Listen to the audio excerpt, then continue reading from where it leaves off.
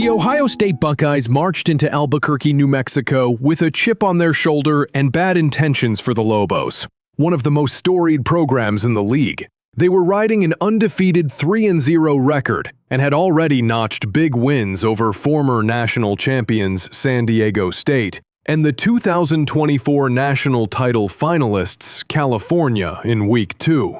They were coming off a double-digit win over Colorado in Week 3. But something wasn't quite right. In spite of their perfect record, the Buckeyes' best performance of the season was 52 points against California, and their other two games against SDSU and Colorado left something to be desired, averaging just under 36 points between them.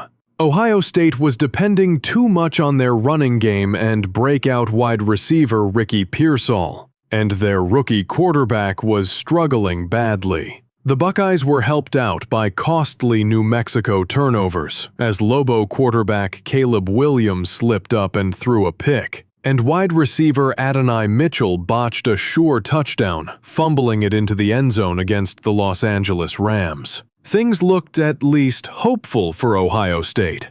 That is, until Puka Nacua stepped onto the field and delivered a devastating performance, hauling in 13 receptions for 170 big ones and a touchdown. Lobo pass rusher Aiden Hutchinson was harassing the Buckeyes to no end, registering 2 thunderous sacks and 5.5 fantasy points. The Lobos didn't play particularly well, but the Buckeyes, as suspected, played particularly bad. And when the dust settled, the Lobos had ended Ohio State's run at a perfect season with a quiet 43-39 win.